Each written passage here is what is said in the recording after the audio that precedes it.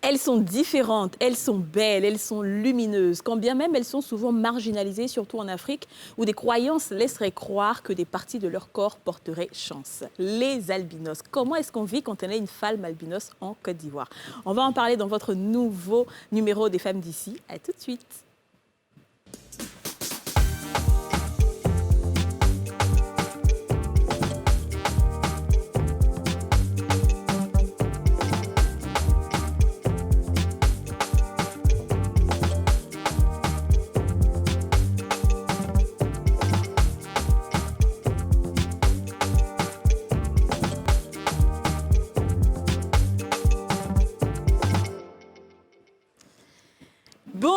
Bonjour et bienvenue dans votre émission préférée, Les Femmes d'ici. Depuis hier, nous sommes de retour. Depuis hier, c'est la rentrée. Alors, rendez-vous est pris tous les jours à 13h05. C'est-à-dire que c'est un rendez-vous qui doit être pris. Tous les jours à 13h05, les femmes prennent le pouvoir. Les femmes ont la parole pour parler de sujets qui concernent des femmes, avec des femmes, pour des femmes. Si vous êtes à la maison, mettez le canal 204, tranquille. Et si vous êtes au travail, c'est pas grave. Allez sur la page Facebook de NCI, le live sera là. Et vous regardez, si votre patron est là, vous diminuez un peu le volume. N'est-ce pas les filles? En tout cas, tu as tout dit. Exactement ça. Oh bien. Tu as lancé, diminuer un peu, mais il faut qu'on regarde. Souvent, les images, peut-être tu te caches un peu. Voilà, c'est ça, mais il faut suivre le débat. Parce que quand les femmes parlent, c'est important. Absolument. Ça va bien les filles? Ça va très bien. On dit quoi? Ça va, hein? Toujours prête. Toujours prête. Oui, Ouais. pour de nouveaux affairages. Exactement. Le sujet est tellement intéressant, il y a tellement de questions à poser qu'on a hâte. Exactement. Est-ce que vous avez des connaissances qui sont albinos ou dans la famille? Non, pas proche. Mais c'est vrai que dans notre environnement, quand j'étais petite, il y avait des albinos, effectivement, avec nous à l'école, des choses comme ça, mais pas de parents ou d'amis proches. Proche, ouais. Et toi, Yasmina? Moi, j'ai une amie qui a une fille, albinos, et qui a rencontré quelques difficultés avec cette dernière. Mais aujourd'hui, ça va, tout se passe bien. Elle a fait de très bonnes études, elle a un très bon boulot, une très belle vie, une belle famille. Hein. Et des difficultés par rapport à quoi? Elle avait un problème de peau par rapport au soleil. Donc, ça lui causait beaucoup de problèmes. Ouais. Et comme cette dernière, ma copine, vivait en France, donc elle a fait venir sa fille. Et depuis lors, aucun souci. Hein. Tout se passe super bien. Super bien. Moi, c'est surtout à l'école. Hein. À l'école, j'en ai connu, mais j'en ai pas connu de proches, mais à l'école. Mais à l'école. Moi, j'ai une cousine qui est albinos. Et justement, je pense que ça a été je veux dire, peut-être un choc dans la famille, puisque ses deux parents sont normaux. Hein, c'est une cousine directe. Ses deux parents sont, enfin, quand je dis normaux, en griffe. Mais au début, c'était effectivement un peu compliqué pour la mère qui ne comprenait pas et tout. Mais aujourd'hui, cette fille-là, elle s'assume tellement. Elle est super belle. Pour dire qu'en fait, c'est pas ce qu'on voit les albinos, comme s'ils sont particuliers, ils sont différents. Il n'y a pas à dire. C'est des personnes... normal, j'ai envie de dire. Exactement, il y a trop de préjugés sur elle. Je ne sais pas où les préjugés là me sont quittés. Je te jure. Et bizarrement, j'aime tellement cette couleur de peau. Je sais pas quoi. Je c'est trouve comme ça des tellement métisses genre unique, chic, jolies, là. tellement, tu vois. Et quand c'est bien entretenu, quand c'est bien fait, Ouais. franchement, c'est magnifique. C'est Et il y a magnifique. plein de stars aujourd'hui, même Beyoncé, elle prend plein d'albinos dans ses clips. Ouais. Oui, exactement. Il faut en être fier, en fait. Il faut Et être nous, on fier de passe cette teinte-là. tout le temps à faire des colorations dans nos cheveux, juste pour avoir la même teinte qu'elle. En fait. C'est ça. Nous, on Non. aime bien. Roux Quand façon, c'est un peu roux C'est façon, ça, ça donne un petit exactement, la genre. couleur, Ça même fait la que ton belle- teint la ressort belle bien chic, là. Tu es belle. Hein. Alors on va essayer de voir ce qui se passe dans la rue. On a alors à poser la question. Donnez-nous des préjugés sur les albinos. On revient tout de suite après.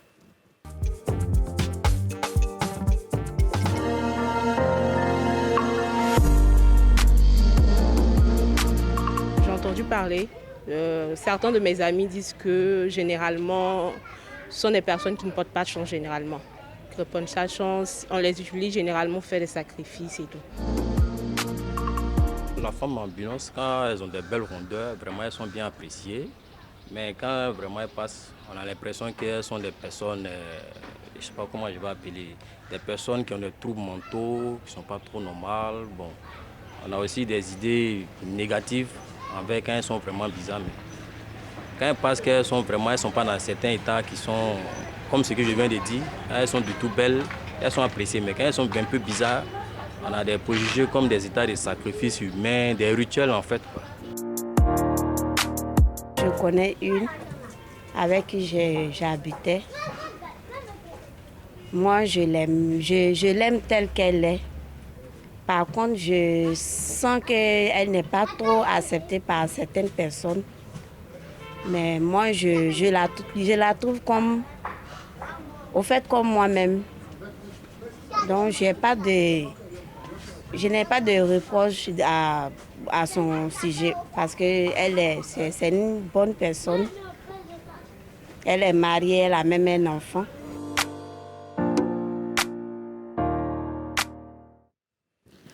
Le gars, là, il dit, il est sérieux, là. Il dit une chose et son contraire, en fait. Je te dis, compris, il dit quoi. d'abord, les filles, quand elles sont en forme... En forme, ça va. Non, il veut dire que l'albinisme, en fait, c'est bon quand la femme a des rondeurs.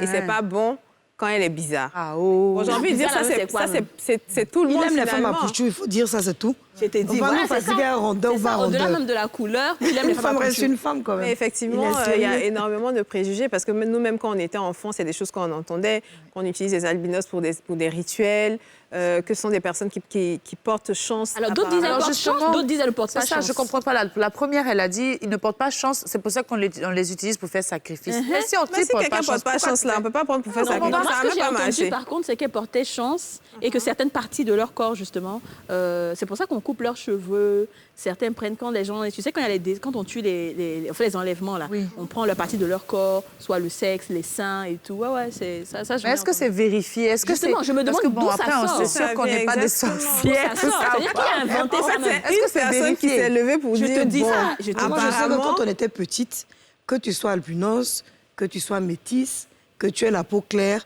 on te dit fais attention. Hein. Ouais. Comme on dit en Djula Moussogba, fais attention. C'est ça. Tout ce Reste qui est à la clair, maison. peut-être. Ah bon, Parce que oui, c'est ce qu'on nous disait. Donc après, bon, Parce que c'est tout ce qui est clair. rouquine, métisse, albinos, c'est la même peau. Hein. Alors, on va appeler nos magnifiques jeunes dames aujourd'hui avec qui on va débattre tout au long de cette émission. Nous sommes aujourd'hui avec Yuan Lou Irié Christelle, conseiller client. On sera accompagné de Camara Aminata, épouse Koulibaly.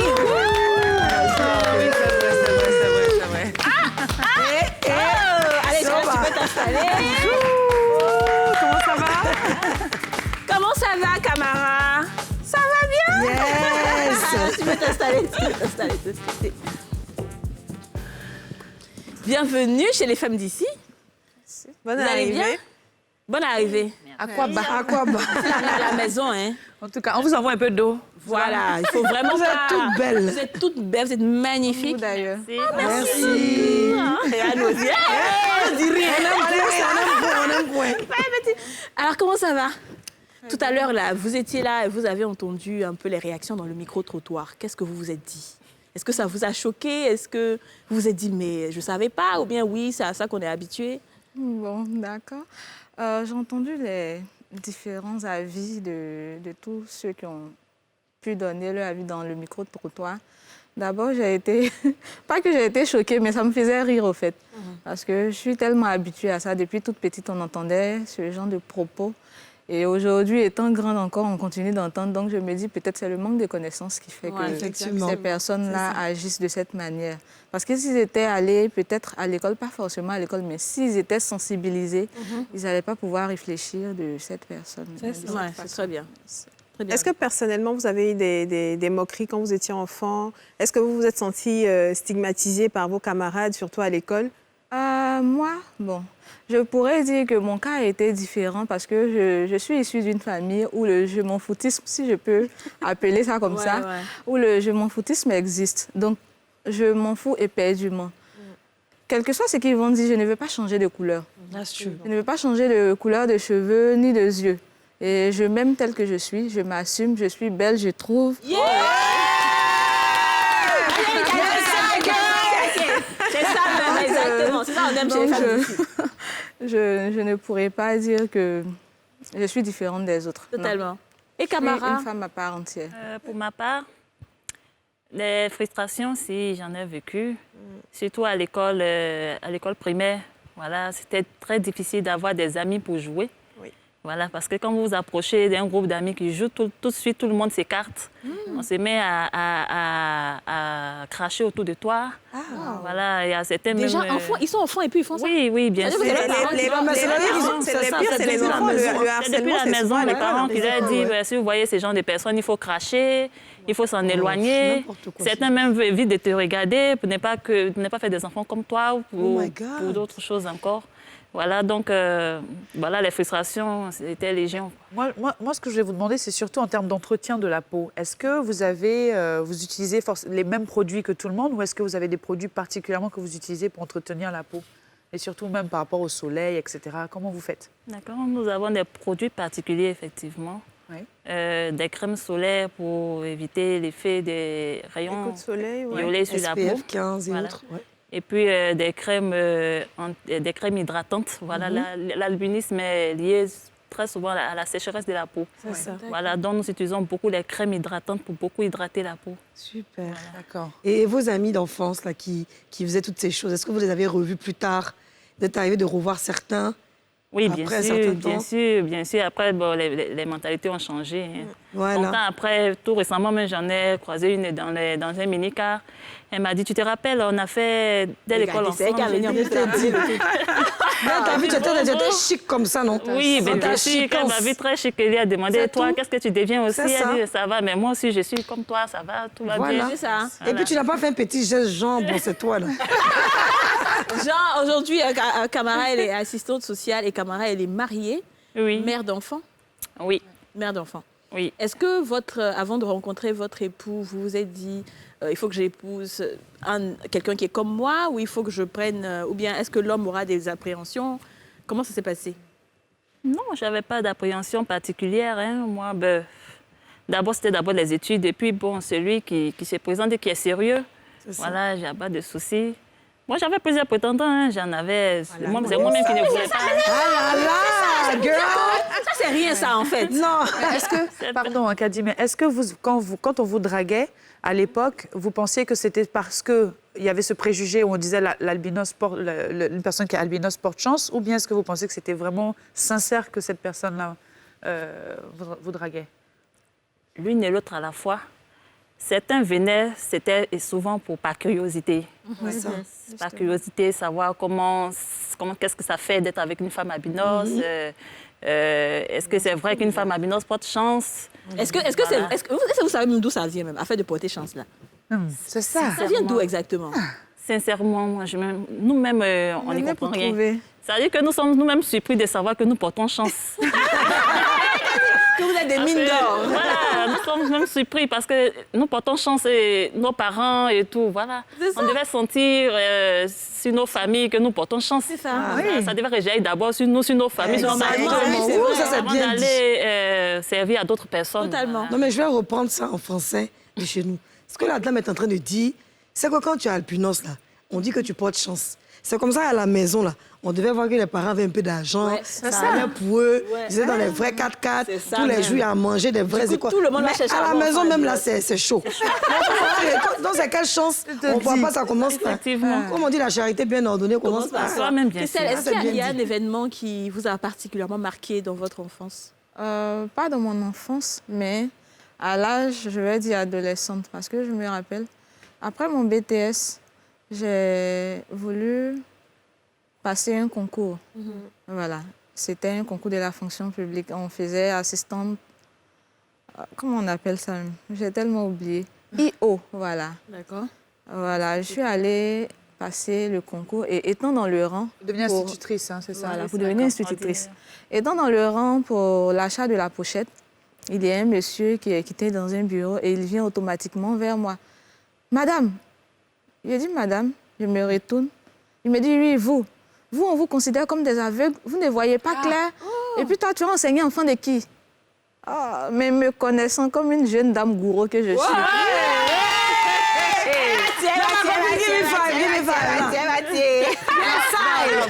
On adore ça. Vous êtes battue, non? Non, je ne me suis pas battue. Ce n'est pas avec la violence que tout se règle. Mais les points étaient sur les i et convenablement. Je me suis adressée à lui d'une certaine manière que lui-même, il n'a pas pu supporter. Et en plus de ça, je ne me suis pas limitée à là. Je suis allée me plaindre à la coordination. Bravo. Et lorsque je me suis plainte, j'ai rencontré un monsieur vraiment qui a été vraiment très gentil. Il a pris mon argent, il est allé, il a acheté ma pochette. Il m'a dit, il ne faut plus te promener. Il faut t'asseoir, ne fais plus rien. Il a acheté ma pochette, tout, il m'a donné. Et il m'a dit, le jour que tu devais passer ton concours, tu viens, tu fais ça, tu fais ci. Mais malheureusement, pour moi, le monsieur m'a aidé, mais le concours n'a pas marché. Ah ben, c'est pas grave. Mais vous savez, vous avez parlé d'un sujet. C'était ma prochaine question. J'ai remarqué effectivement que chez les albinos, en général, vous avez beaucoup les yeux qui tremblotent. Est-ce que l'albinisme a un rapport avec les yeux, un problème justement avec la peau? Comment ça se passe? Comment ça se passe la vue? D'abord, on a dit que l'albinisme est une carence de mélanine qui agit sur les yeux, la coloration des cheveux, de la peau, les poils aussi pour certains animaux. Donc, je dirais oui, que l'albinisme agit sur les yeux. Et c'est ce qui fait que nos cornées sont un peu, je ne vais pas dire abîmées, mais sont, bon, défaillantes, justement. Parce que certaines personnes n'ont pas la même acuité visuelle que d'autres. Moi, par exemple, je suis à 3 sur 10. D'accord. Voilà, en tant que personne atteinte d'albinisme, mais j'ai d'autres confrères qui sont peut-être à moins 13. Donc, vous voyez l'écart. Oui, c'est vrai. Donc, certaines personnes voient que d'autres. Et ça va dépendre du degré, puisqu'il y a plusieurs degrés. Alors, est-ce que vous avez été déjà victime d'enlèvement? Enlèvement, je dirais pas totalement enlèvement, mais je sais qu'on m'a poursuivi. Oui. Pourquoi? Comment ça? C'est une encore des anecdotes qui ne finissent jamais. Il y a ma maman qui m'a envoyé pour verser son argent de tontine. Et je me déplace comme ça pour aller dans le marché de Koweït la nuit. Puisque la cour se trouve... Koweït, c'est où déjà? Koweït, c'est, je ne sais pas comment indiquer, mais le premier pont, oui. Le pont, premier pont, après les sapeurs-pompiers, le premier boulevard qui va tout droit. Donc, je vais comme ça, je me retrouve là-bas. À près de 100 mètres de la maison, je vois quelqu'un qui m'appelle. La Blanche. Genre, je me retourne, la personne est bizarre. Donc, bon, je ne peux pas m'arrêter puisque ce que je vois n'est pas ce que je veux voir. Je commence à marcher vite et la personne m'interpelle encore et puis il commence à marcher vite aussi. Plus que je marche vite, il marche vite aussi pour me retrouver jusqu'à il court derrière moi. Il dit non, ça là, il faudrait que je prenne mes pieds pour courir, sinon j'ai couru jusqu'à ce qu'il s'étouffe. Pour ne pas dire il s'essouffle et puis il reste derrière. Même pour revenir de chez ma tante, j'avais peur. Je me suis fait accompagner par mes cousins. Depuis ce jour, j'ai décidé de ne plus aller la nuit dans ce genre d'endroit-là. Même si ma maman m'envoyait, je refusais. En ce qui concerne votre insertion professionnelle, parce que vous êtes toutes deux en activité professionnelle, est-ce que vous vous êtes sentie parfois discriminée ou est-ce que votre albinisme vous a posé problème dans le milieu professionnel avant d'avoir vos emplois ou même dans vos emplois respectifs? D'accord. Je vais parler de manière générale avant de parler de moi. Parce que je ne suis pas la seule albinos sur cette terre. C'est sûr. Voilà. Je vais parler en Afrique aussi surtout, et puis en Côte d'Ivoire. Aujourd'hui, c'est difficile pour un albinos de s'intégrer dans le milieu professionnel. Très difficile même d'ailleurs. Surtout dans les milieux privés, dans les entreprises privées. C'est tellement compliqué. À cause des préjugés, stigmatisation, on est presque considérés comme des aveugles. Et c'est lorsqu'ils voient nos compétences qu'ils croient qu'on peut vraiment, ou bien on peut faire ce qu'ils nous donnent comme tâche. Voilà. Aminata, c'est pareil aussi pour vous, des difficultés? Parce que vous êtes assistante sociale et vous côtoyez des gens tous les jours? Oui, ça c'est sûr. Bon, des difficultés, je ne dirais pas vraiment personnellement. Mais j'en connais qui ont été rejetés à cause de leur albinisme.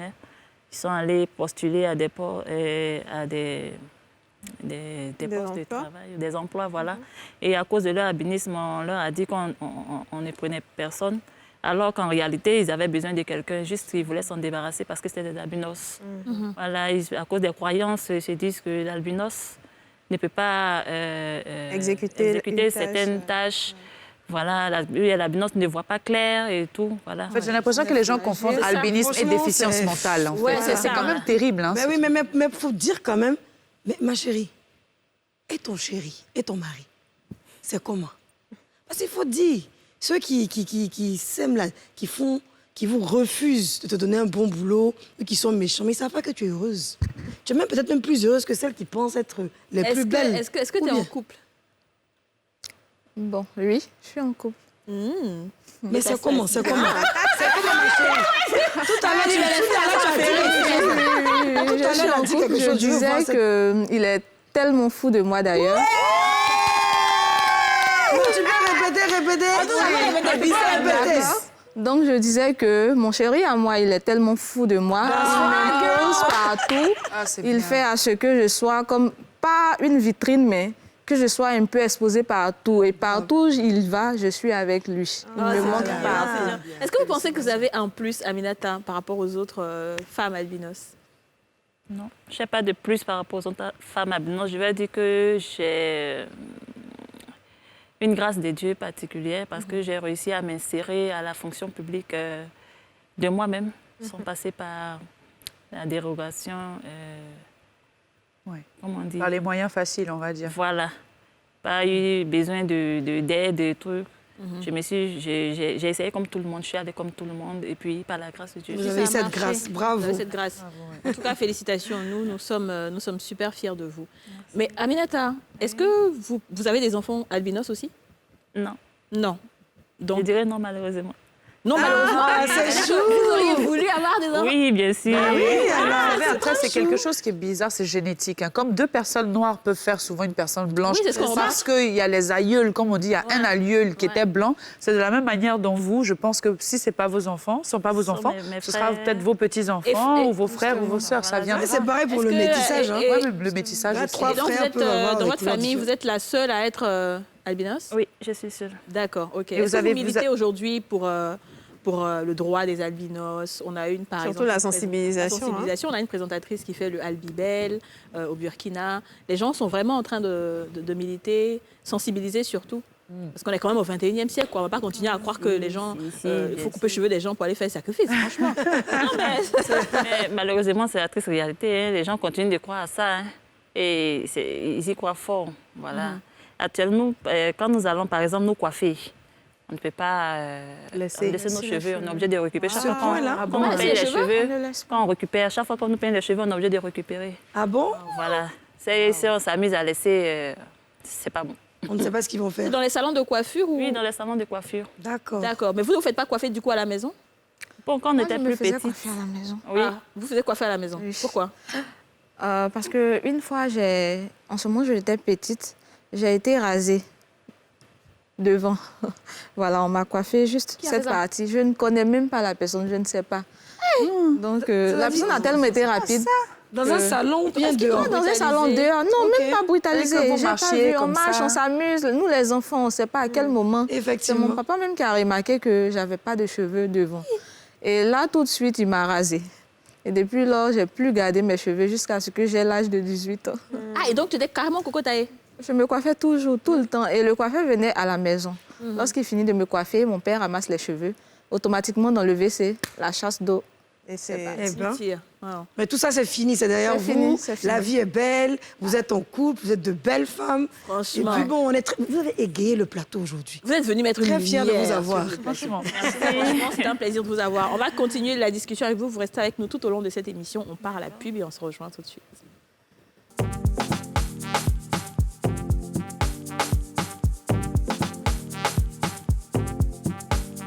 De retour sur le plateau des femmes d'ici, nous sommes toujours avec nos invités Yuan Lou Irié Christelle, conseiller client, et Madame Kamara Aminata, épouse Koulibaly, assistante sociale, toutes deux belles, superbes, lumineuses et albinos. Mais elles sont venues nous éblouir, elles nous ont raconté un peu leur parcours, à quel point elles sont des femmes épanouies, libres et indépendantes. Et maintenant, on passe à la rubrique sans tabou. Elles vont nous dire encore plus. À tout de suite. Alors, dans le sans tabou aujourd'hui, on va essayer de savoir si vous êtes des dragueuses ou des allumeuses. Alors, j'explique. Le visage. Moi, j'ai confiance en Lou, mais c'est que c'est un nouveau choc. Quand je dis êtes-vous dragueuse ou allumeuse, c'est pas du genre tu as envie de draguer, tu aimes les hommes et tout. Non, mais souvent une femme Elle a juste envie de plaire. Elle a souvent envie de donner des jeux de fa, des codes fa, pour qu'on sache qu'elle est là quand même. Vous voyez ce que je veux dire? Par exemple, dans vos relations respectives, là, est-ce que c'est vous qui avez fait le premier pas? Comment ça s'est passé? Bon, je peux dire que je ne suis pas une dragueuse, mais je suis une allumeuse.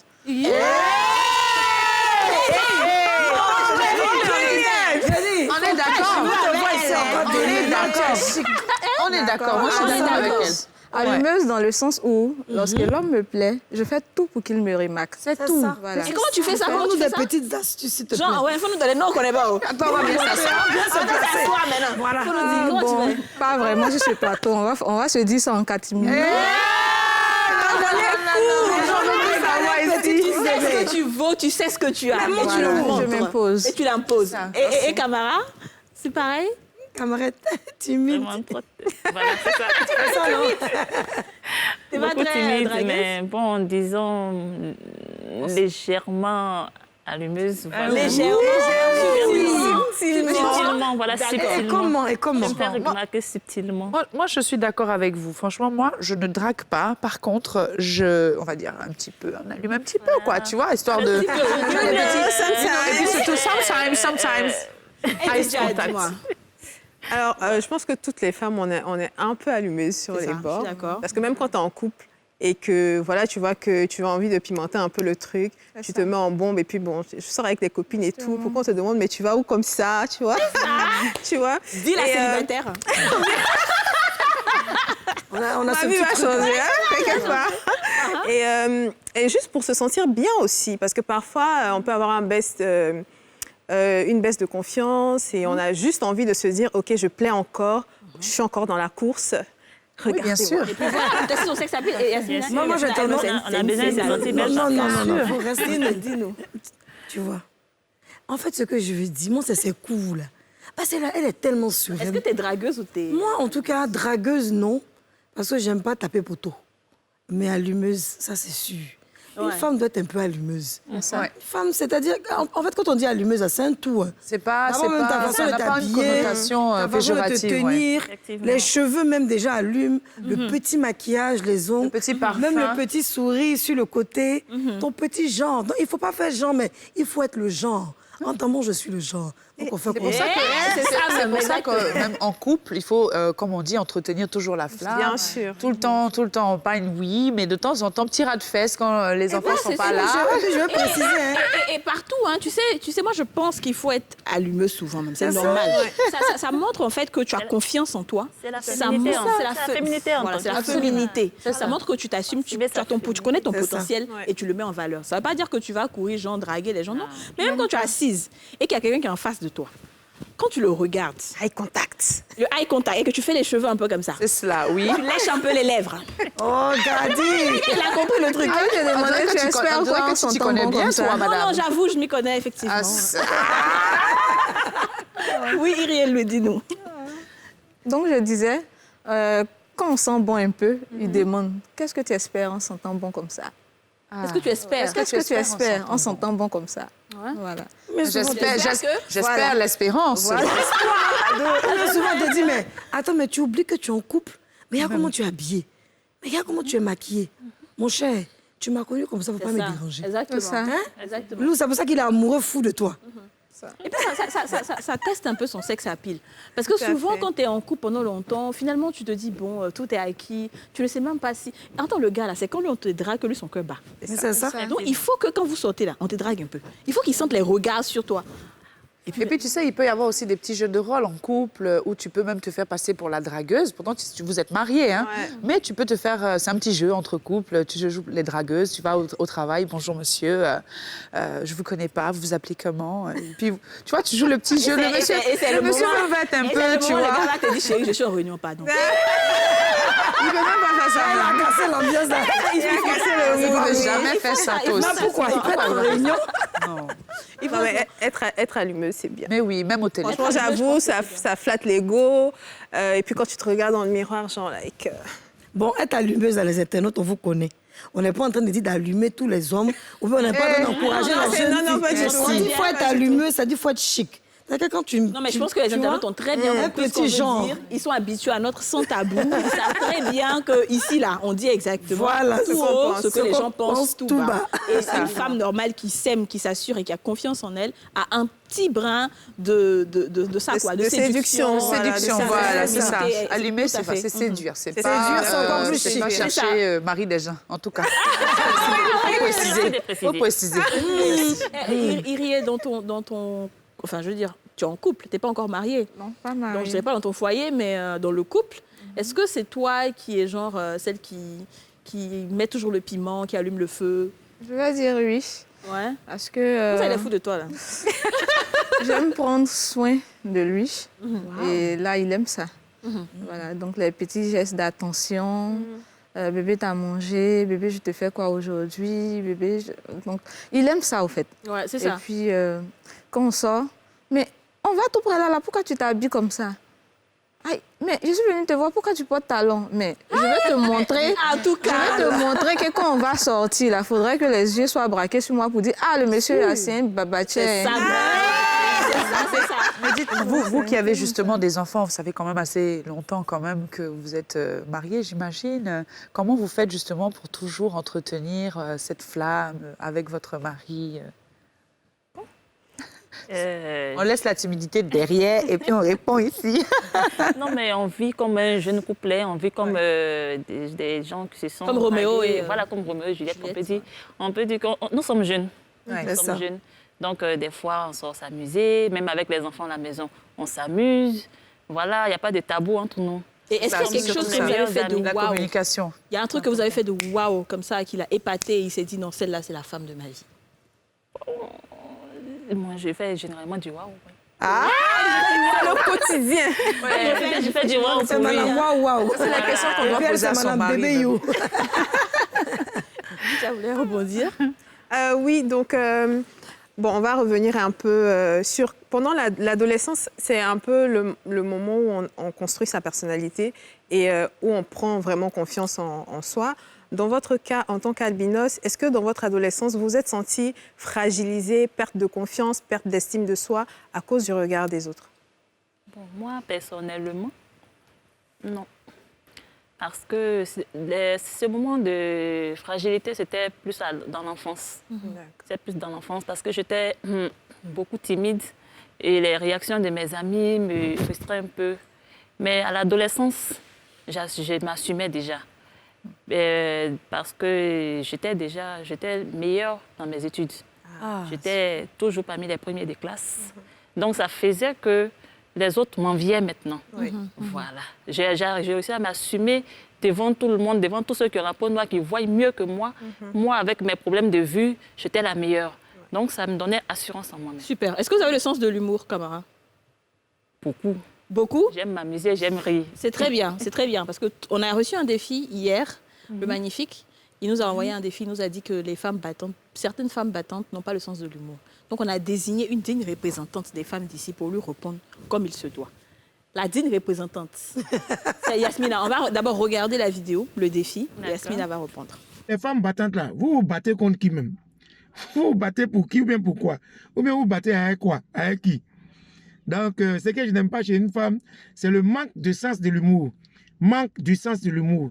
Si une femme n'a pas le sens de l'humour, vraiment, vous voyez une journée sans rire, c'est une journée gâchée. Allez, coucou, ciao, je vous embrasse.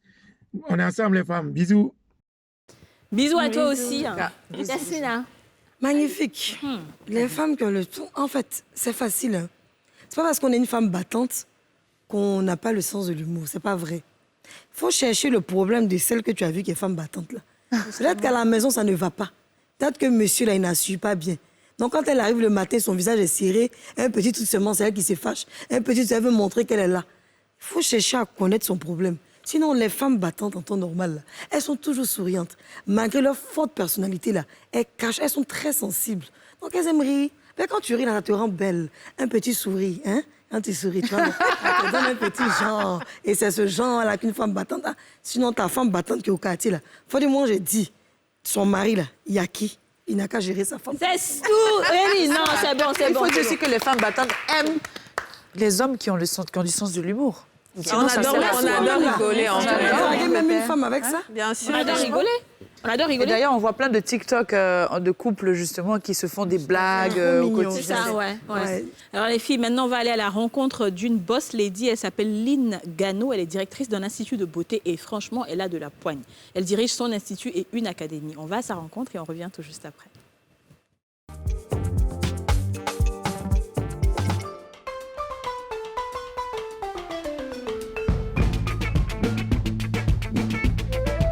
Bonjour, je suis mademoiselle Lynn Gano, je suis la directrice de l'ING Institut et Académie. Je suis titulaire d'une licence en gestion de projet. Après, j'ai un master 2 en marketing, stratégie. Après, j'ai fait une formation en esthétique. Puis j'ai fini par être esthéticienne parce que j'aime bien le beau et tout. Puis je me suis lancée. Mes parents et mon entourage ne comprenaient pas. Je faisais une formation générale. On me trouvait plutôt très intelligente pour passer pour eux d'un master 2 à aller faire un métier qu'on collait à des personnes qui avaient plutôt pas réussi leur vie. En fait, c'était comme ça qu'on voyait ce métier-là. Donc, on se disait que c'était plutôt un caprice que je faisais et que ça allait me passer. Mais moi, j'ai poursuivi mes rêves. C'était mes convictions à moi. Et bon, partant sur la base qu'on ne vit que pour soi, je suis allée, j'ai pas vraiment écouté grand monde. Hein. J'ai fait ce qui me plaisait.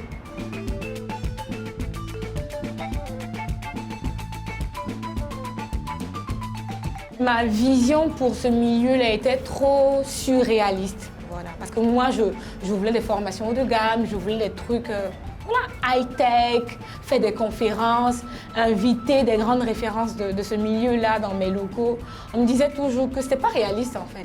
Parce que personne d'autre ne faisait ça.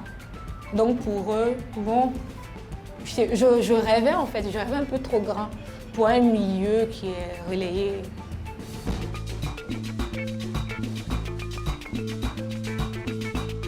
J'ai essayé pendant le temps que j'avais ouvert mon institut de me perfectionner. Donc je partais dans des pays et je payais des modules. Donc chaque fois je me perfectionnais pour monter en niveau.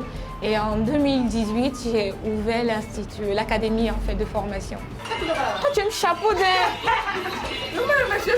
Faut pas dire.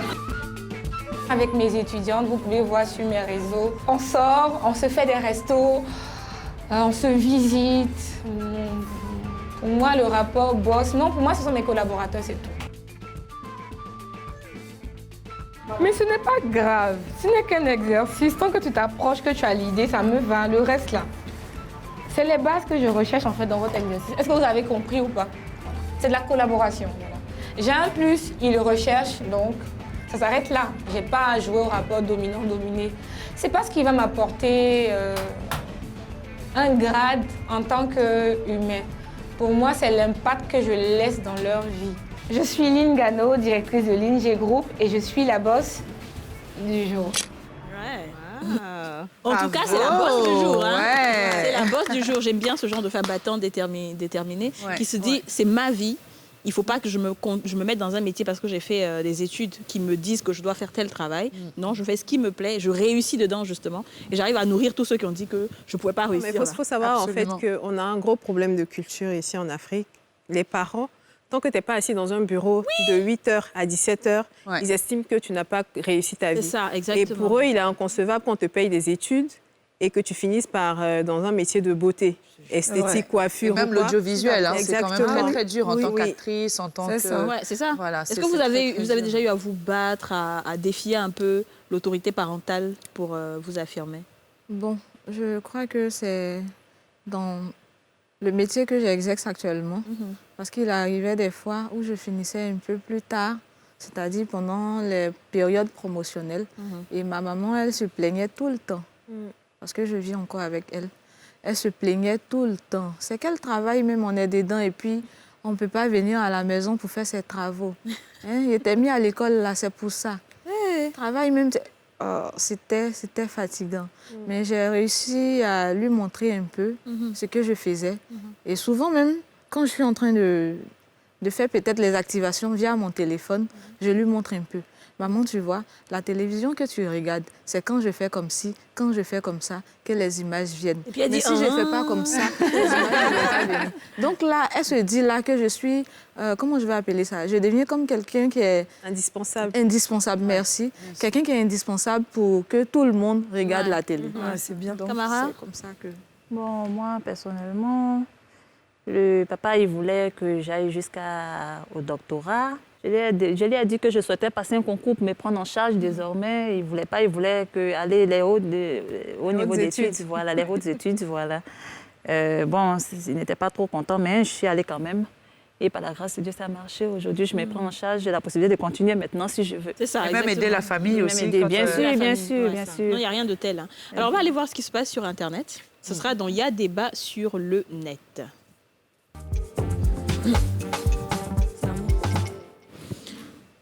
Aurélie va nous parler un peu de ce qui se passe sur Internet, le débat qu'il y a en ce moment sur Internet, à savoir les cadeaux de mariage empoisonnés. Oh, ma chère.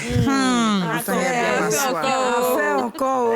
Tous les matins, on se Alors, en réveille. surfant sur le net, justement, ces derniers temps, je suis tombée sur plusieurs personnes qui ont un petit peu échangé leur expérience de leur mariage, qui, bien sûr, vous savez, hein, tous les mariages, on aime bien avoir la liste de mariage, offrir des cadeaux et tout. Mais dans ces cadeaux-là, il y avait des cadeaux empoisonnés de personnes qui voulaient nuire à leur mariage. J'ai sélectionné quelques-uns des commentaires, Quelques si on peut captures d'écran, est-ce que la régie peut nous montrer? les afficher. Ça, je vais vous donner plus de détails. Mais franchement, je ne peux pas comprendre comment on peut faire ça à son prochain. Donc, par exemple, cette dame, une personne qui dit « Je connais un couple qui avait reçu une orange emballée dans un gros cadeau et cette orange n'est jamais pourrie, elle a juste séché, ce qui représentait la stérilité. Et cette personne-là, pour résumer, cette personne-là n'a jamais pu faire d'enfant pendant des années. Il a fallu qu'un pasteur vienne pour expliquer que ça venait justement de cette orange séchée que cette femme-là Ce que tu expliques ici, c'est que quand les gens se marient, des personnes leur font des cadeaux. Oui, des cadeaux de mariage. Et ces cadeaux-là sont souvent empoisonnés. Ces cadeaux sont empoisonnés ou bien, comme on dit chez nous en Afrique, il y a des gbasses. Comme une dame qui vient, elle a reçu un cadeau. Au moment de déballer les cadeaux, elle ouvre la boîte, c'est une orange qui est séchée. À partir du moment où tu as touché, apparemment, mystiquement, on veut t'atteindre pour gâter ton mariage. Et en l'occurrence, cette dame-là, elle n'a pas pu faire d'enfant pendant des années jusqu'à ce qu'il y ait un pasteur qui a vraiment essayé de prier pour elle, pour être délivrée. Ouais. Après, il y a plusieurs choses. Hein. Voilà, une autre qui a reçu... alors, on dit, ma copine avait gardé des cadeaux dans sa maison, elle se lève pour boire de l'eau, elle trouve des traces de sang qui allaient de la pièce qui contenait des cadeaux à l'entrée de sa chambre. Elle a demandé à son mari si son mari était blessé, et le mari n'avait rien. Et le mariage, malheureusement, n'a duré que 5 mois. Oh my God. Donc, tout ça pour dire que vraiment, moi, ce que je suggère maintenant dans ces histoires de mariage-là, c'est mieux, tu vas faire ta liste de mariage, comme on dit. Tu vas soit demander des bons d'achat ou bien des bons cadeaux, ou bien tu achètes le cadeau, tu donnes l'argent dans le magasin, et puis c'est le magasin qui va se charger lui-même d'aller te livrer tes cadeaux pour éviter vraiment tout ce genre de choses. Je suis complètement d'accord avec toi parce qu'il y a une vidéo aussi qui circulait sur Internet où pendant que les mariés étaient en train de faire leur danse, il y a une dame qui venait passer des trucs autour de la tête de la mariée. C'est le photographe qui est intervenu pour lui dire arrête ce que tu es en train de faire en fait. C'est pas là où il a mis la main sur la dame là. Tout à fait. Il a fait un truc, il a mis la main sur le ventre. Non, ça c'est une autre vidéo. Ça c'est une autre vidéo encore. Il y a une deuxième. Donc ça veut dire en fait que voilà pourquoi je dis mariez-vous à 4. Mariez-vous en cachette. Marions-nous à 4 et puis on va avancer. Les gens ont besoin d'exprimer leur bonheur. Ça sert à rien de se marier. En fait, tu peux te marier sans... Mais les cadeaux, là, tu ne les donnes plus physiquement. Ou bien, comme on dit souvent, tu donnes les cadeaux à quelqu'un. Mais tu sais qu'il y a des gens qui se marient à cause de cadeaux, non? Mais c'est ce que j'ai failli dire. Le problème avec ça, c'est que, comme elle a parlé de liste de mariage, moi, je veux... Voici ma liste de cadeaux, ça se trouve dans tel magasin. Laissez l'argent là-bas. Quand je serai installée, moi-même, je vais aller chercher mes cadeaux. Tu vas aller chercher. C'est mieux, en fait. Ou bien des bons d'achat, quoi. Ou bien les bons d'achat. Voilà. Généralement. Parce que les gens aussi aiment aller se faire voir dans les mariages. Genre, j'ai rapporté un gros cadeau comme ça, alors que c'est orange empoisonné qui est dedans. Voilà un mauvais fond. Un oiseau noir emballé avec un fil rouge. Mais comment on peut faire ça? Un oiseau noir sec attaché avec un fil rouge. Ça, ma maman aussi. Ils ont fait ça à ta maman? Oui. Ils ont fait ça à votre maman? Pour ma maman, elle a des magasins qu'elle met en location. Et il y avait un litige sur ce magasin-là. Le monsieur était dedans pendant 3 ans sans payer. Il n'y avait pas de... Comment on appelle ça? De marchandises à l'intérieur. Mais il avait mis les serrures fermées, tout. Oui. Quand elle appelle, il ne vient pas. Elle appelle, il ne vient pas. Et il lui dit, où tu veux qu'elle fasse la pâte? Ça va aller. Elle a tout fait. à la police, gendarmerie. On lui a dit de partir au parquet. Elle est partie. Yopougon, tout le monde la connaît là-bas. Elle a été grugée, en tout cas. À 2 reprises, je crois. Et c'est la 3e fois qu'elle a marché. Ils ont pu déceler le magasin pour ouvrir, pour vider tout ce qu'il y a dedans. C'était une seule bouteille de gaz et puis des fers rouillés et autres qu'elle a fait sortir. Wow. Et après ça, la nouvelle personne qui a pris le magasin, un matin, elle vient au travail. Bon, elle n'est même pas venue, c'est ma maman. Un dimanche matin à l'église, il y a une dame qui vient. Yvonne, voilà ce qui se passe devant ton magasin. Est-ce que tu as vu? Elle vient, ils ont pris un oiseau noir séché, attaché avec un fil, un canari cassé, et puis les œufs de poulet africains blancs, là. C'est sec. Genre, ils ont lancé, cassé devant le magasin. Donc, elle n'a pas pu toucher. Elle a appelé son pasteur. On est venu. On a prié, on a fait une fille. Non, vraiment, l'homme est méchant. Tamara a déjà vécu des histoires pareilles? Non, pas vraiment. Oh, Dieu merci. Oh, Dieu merci. Parce que franchement, on n'a pas envie de vivre ça. Non, franchement, c'est traumatisant. Moi, je connais une amie qui voulait tellement le mariage, mais qui a eu des difficultés à se marier. Et vraiment, elle était d'un âge très avancé quand elle a rencontré quelqu'un qui l'aimait bien. Et puis, ils se sont mariés, mais vraiment avec beaucoup de difficultés. Donc, la tante, l'oncle, tout le monde a mis un peu la main à la pâte. Ils ont bien fait leurs économies. Et puis, ils ont fait le mariage. Mais je ne sais même pas ce qui a pris à ma copine. Elle a fait tapage autour du mariage. Il dit, la semaine qui a suivi, son mari a perdu son boulot. Elle est tombée malade. Son fils a été hospitalisé. Son 2e fils a cassé son pied. Mais enfin, ça a été que des malheurs qui se sont enchaînés. En réalité, le mariage, surtout en Afrique, ça attise la convoitise. C'est ça, exactement. Les gens sont jaloux parce qu'ils se disent que tu t'es marié. Eux, ils n'ont pas pu se marier, là, ça leur fait mal. Même quand eux aussi ils sont mariés, Quand tu te maries, il faut cacher. En Afrique, c'est ce qui se passe. C'est pour ça que c'est pas forcément pour le mariage seulement. C'est ça, pour le sujet, en tout cas, le mariage. Mauvais œil, oui. Donc, on ne sait pas si c'est orange. C'est surtout le mariage. CPC, lui, ont donné pour elle, là. Mais je sais que beaucoup d'amis m'ont expliqué que la dernière semaine de leur mariage, là, ils ont failli ne jamais se marier. Tellement qu'il y a des palabres, des luttes. C'est-à-dire que pour se marier en Afrique, c'est une lutte même. J'ai dit, les gens, c'est pas oui, c'est quand tu es prêt à te marier, genre, tes affaires ne marchent plus. Ouais. C'est vrai? Ça arrive très fréquemment. Oui, mais parce que le mariage est divin. Tes affaires ne marchent plus. Genre, même, on doit te payer, ça ne vient pas. On doit faire ci, ça ne vient pas. Même quand tu as un grand bonheur, même, il y a toujours des problèmes. C'est comme ça. Ils sont vaincus. Ils sont vaincus. Et justement, vous pensez qu'on peut trouver quelle pourrait être l'alternative pour les cadeaux empoisonnés? Parce que c'est vrai, Dija a dit qu'il faut donner la liste des cadeaux qu'on veut dans le magasin qu'on veut, mais c'est pas tout le monde qui va respecter ça. Mais il y a aussi, bon, après, tout le monde va pas respecter. Mais si tu envoies, je ne prends pas. Si tu envoies, moi, ce que je pense, c'est que ça va pas rentrer dans ma maison. Avant que les cadeaux rentrent chez toi, là, si vous êtes chrétien ou musulman ou quoi que ce soit, avant que les cadeaux rentrent chez vous, là où ça a été déposé, là, vous priez ou bien vous envoyez quelqu'un pour prier dessus. Et puis, vous n'ouvrez pas vous-même avec vos propres mains. Vous donnez à quelqu'un d'ouvrir. La personne va ouvrir. Quelqu'un qui est vraiment spirituellement forte, elle ouvre, elle prie dessus. Et puis, maintenant, vous allez déposer. C'est tout ce que je peux dire. Parce qu'à part ça, vraiment... Moi, je dirais même que les cadeaux ne doivent même pas rentrer dans la maison d'abord. C'est ça, exactement. Voilà, ça dit que ce n'est qu'à rester dans la cour, là-bas. Dans la salle des mariages, là, on peut louer 2 jours, ça reste là-bas. Parce que souvent, c'est la personne qui est à côté de toi, ta propre sœur, là. C'est elle qui t'envoie le cadeau empoisonné. Et tu ne peux pas imaginer que c'est elle. Tu vois? Donc, toi, tu vas te dire, bon, je vais prendre un cadeau de la famille d'abord, et puis après. Non, c'est la personne qui est à côté de toi ici. L'ennemi n'est jamais loin. Vraiment. C'est vraiment difficile, les filles. Alors, on va essayer de souffler un peu avec ces cadeaux empoisonnés, avec la pub. En tout cas. Et on revient, parce que franchement, ça touche toutes les femmes et ça fait mal, quoi. On revient juste après la pub.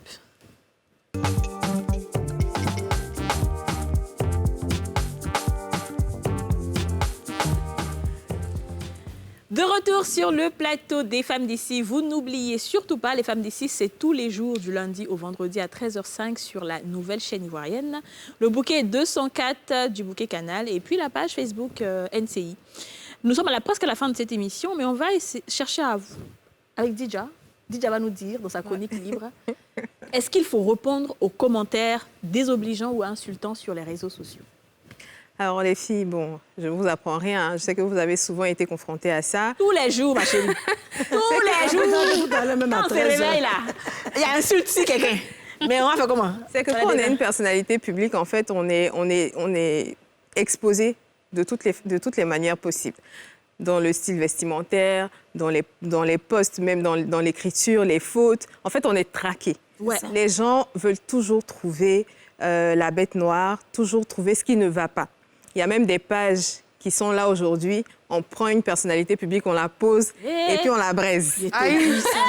Correctement. Alors moi, pendant les vacances, je suis tombée sur plusieurs posts de personnalités publiques qui se plaignaient du fait que les fans étaient très méchants dans les commentaires. Et il y a d'autres qui répondent et ça crée une sorte de buzz, on va dire. C'est telle personnalité publique qui a parlé le plus mal, sa réponse est plus dure et tout ça. Mais en vrai, et je pense que vous êtes toutes d'accord avec moi, je pense qu'il ne faut pas accorder du crédit à cela. C'est vrai que quand on est une personnalité publique, on est exposé de par ce qu'on fait et tout le monde donne son avis, qu'il soit bon ou qu'il soit pas bon. Mais ce que je retiens, c'est que les commentaires négatifs, c'est peut-être 1% de tous les commentaires positifs qu'on a.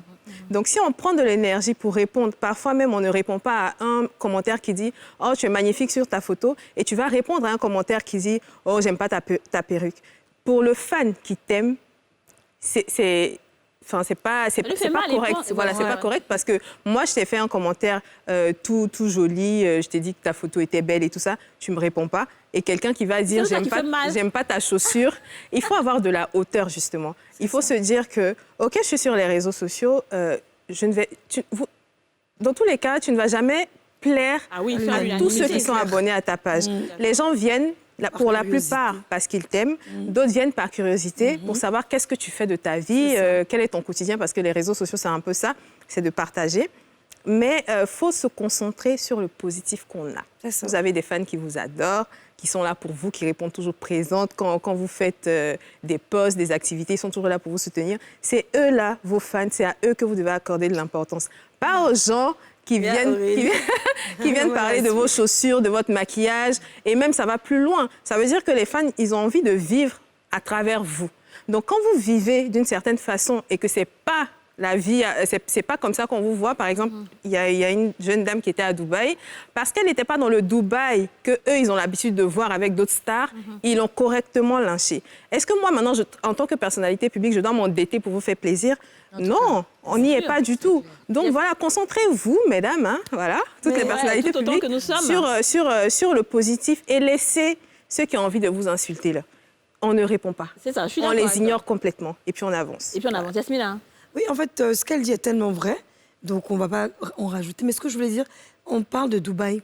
Quand tu dis qu'on ne peut pas prendre des crédits pour vivre.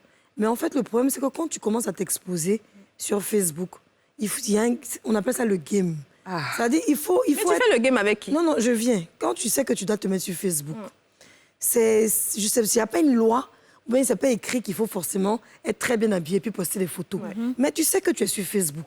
Et tu sais que, surtout nous les Ivoiriens, tu sais que tu vas faire à la moindre erreur, tu vas être insulté. Mais toi, tu t'amuses à faire des photos qui vont même friser la moquerie. Mais les gens vont se moquer de toi. Après, il ne faut pas mal le prendre, mais c'est comme ça que ça se passe. Alors, ça a toujours été comme ça, tu vois ce que je veux dire? Qu'est-ce que tu en penses, Aurélie? Après, je vais bien trancher tout ça. Moi, je suis d'accord avec Didja qu'il ne faut pas répondre.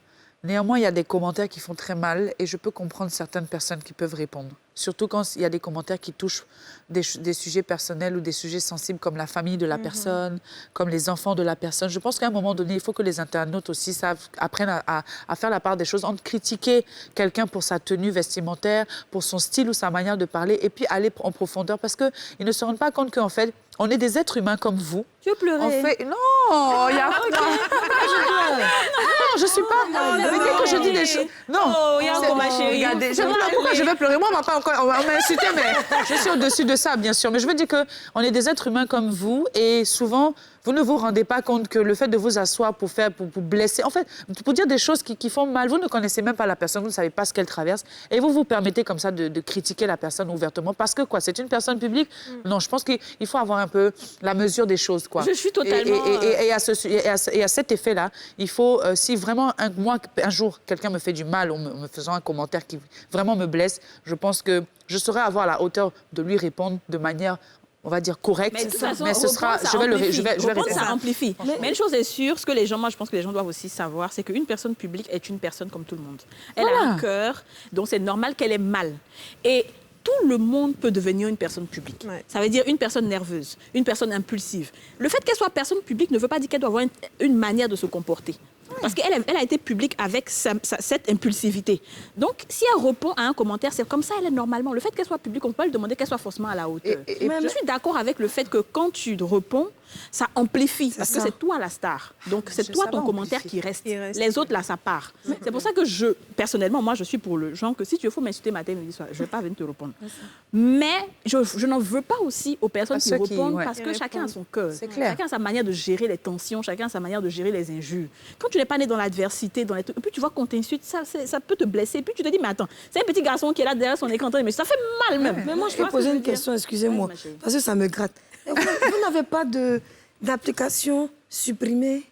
Hide, comment dire en anglais? Oui, caché. Oui, caché. Oui. Tu caches. Non, tu peux pas tout cacher. C'est au contraire même là. Tu veux tellement avoir des abonnés que tu ne veux pas bloquer. Non, tu ne dois pas cacher. Au contraire, si la personne t'a écrit, elle a écrit publiquement. Donc, si tu dois répondre, tu réponds publiquement. Mais comme je dis, il ne faut pas le faire. Il ne faut pas le faire tout le temps. Il faut vraiment, comme je dis, il y a des choses qui peuvent blesser. Et ces personnes qui insultent là, il faut que, comme Kadi l'a dit, n'oubliez pas que ce sont des choses qui sont gardées, qui sont enregistrées. Parce que demain, là, vous ne savez pas qui vous serez et vous ne savez pas comment un jour, peut-être vous allez croiser le chemin de quelqu'un qui peut aussi il y a un jeune, je ne sais pas si c'était web humoriste ou quoi, j'avais fait une publication, il allait en bas, il a mis un commentaire bizarre en bas de ma publication et bizarrement, il est venu sur mon plateau de tournage. Et il ne savait pas que c'était genre moi, quoi. Je lui ai dit, j'ai fait la capture, je lui ai montré, tu vois, non? C'est toi qui as écrit ça. Ne pensez pas que les stars ne voient pas les visages des gens. La vieille mère, pardon. Non, c'était pour me faire remarquer, pour que tu me remarques.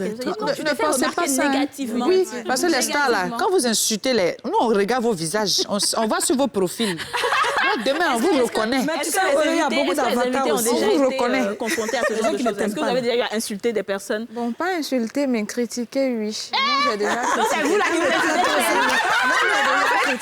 J'aime trop parce qu'elle est honnête. Mon bébé, tu critiques pourquoi? Je critique pourquoi? Parce que je me dis souvent, il y a des choses qu'on ne doit pas venir exposer sur les réseaux sociaux. Comme quoi? Ta vie en famille, c'est ta vie. Tu viens expliquer ça. Bon, nous, on sait faire parce qu'on n'a rien à faire. On souscrit 100 francs. On vient s'affairer. Mais demain, là, faut pas toi te plaindre qu'on vient mettre bouche dedans encore parce que c'est toi qui as occasionné. Donc, moi, je critique pour ça. Ma chérie, give me five. C'est bien d'avoir été public aujourd'hui, là, je pense que toi, tu ne critiques pas beaucoup. Je l'adore. Un peu. Camarade, faut dire. Après, on a le droit de donner son point de vue. Un peu, non. Je suis, tout comme elle, j'estime qu'il y a certains pans de la vie qu'il ne faut pas venir exposer sur les réseaux sociaux. Ah, d'accord. Pour vous, qu'est-ce qu'une personnalité publique ne doit pas exposer concrètement? Son couple, ses enfants, quoi. Voilà, moi, surtout les enfants. OK. Les enfants, je trouve ça un peu sacré, je trouve les enfants beaucoup fragiles. Il faut mettre les enfants à l'abri de beaucoup de choses. Or, les réseaux sociaux exposent exagérément. Voilà, quand vous donnez l'occasion aux gens de rentrer dans votre vie, ils ne vont pas se faire prier. Voilà, ils vont aller là au-delà de vos limites. Voilà. Et quand c'est comme ça, c'est pas bon. Moi, surtout quand je vois les enfants exposés, ça me fait un peu... Après, les critiques sont constructives. On a le droit de critiquer, mais on n'a pas le droit d'insulter. Il faut faire la différence. Exactement. Critiquer et insulter sont deux choses. Ils te voient même là, tu les énerves. Moi, j'ai une amie qui m'a dit, elle dit, tu sais que tu vas devenir personnage public à l'époque. Elle dit, l'année dernière, parce qu'il faut le dire, elle dit, tu sais qu'il y a des filles qui ont au moins 5 profils différents. Et puis elles viennent t'insulter sur ta page. Donc, c'est pas forcément les abonnés. Vraiment avoir du temps, hein. C'est pas forcément les abonnés. Hein. Moi, j'ai eu le cas sur Instagram, mais 1001 fois. Mais à chaque fois, je supprime, je bloque, supprimer, bloquer. Ouais, je suis d'accord. De temps en temps, effectivement, tu peux supprimer, bloquer. Mais je pense, hein, comme elle l'a dit, c'est que en tant que personne publique, il faut d'abord savoir ta ligne éditoriale. Parce qu'il y a des personnes, là, elles aiment qu'on les insulte. C'est ça qui fait le buzz. C'est ça qui fait le buzz. Il y a d'autres aussi, elles n'aiment pas. Donc, si tu n'aimes pas qu'on t'insulte, il faut que tu saches comment tu marches. Il faut que tu saches ce que tu exposes ou pas. Si aussi tu veux qu'on t'insulte, là, tu montes tous tes enfants, tu montes ta famille. Comme ça, ils vont bien insulter. Puis, parce que, quand les gens insultent, là, les abonnés grimpent. Hein. Oui, ça grimpe. Les abonnés grimpent. Absolument. Souvent, quand tu as les plus petits buzz sur toi, là, tu as 4 000, 5 000 abonnés en même temps. Il y a des gens même qui vont du coup même provoquer les buzz. Donc, ça dépend de ta ligne éditoriale. Si tu as un cœur fragile comme Aurélie Eliam... Et qui a dit ça? Toi, tu t'amuses, hein, moi, je suis fragile. Tu ne vas pas aller mettre toute ta vie sur les réseaux sociaux. Nous sommes presque à la fin de cette émission. En tout cas, on a été très heureuse d'être avec vous. Est-ce qu'il y a un dernier mot? Il y a des choses que vous aimeriez dire à l'endroit des autres femmes qui sont albinos qui vous regardent? D'abord, j'aimerais ajouter un petit plus pour dire que nous, femmes albinos, nous sommes des femmes à part entière qu'il faut s'assumer, qu'il faut en tout cas être battante. Quand je dis battante sur le plan professionnel, il faut doubler d'efforts. Parce que c'est là qu'on se fera remarquer. Puisqu'on nous voit déjà comme des personnes fragiles et tout, ce qui est faux d'ailleurs. Donc, il faudrait booster d'efforts pour montrer ce que nous valons. Nous sommes belles, intelligentes, nous avons droit à se marier, nous avons droit à faire des enfants, à travailler et à vivre, quoi. Plus 5 Plus 5 Camara, un dernier mot, nous sommes à la fin de l'émission. Je dirais que la femme albinos est une femme particulière. Voilà, moi, je ne dirais pas qu'elle a quelque chose en moins, je dirais qu'elle a quelque chose en plus. L'albinisme n'est pas un handicap. C'est un handicap, certes, mais c'est un plus pour la femme albinos. Voilà, parce que à travers ton albinisme, tu dois montrer que tu es une femme forte. Voilà. Les autres, c'est ton la peau noire.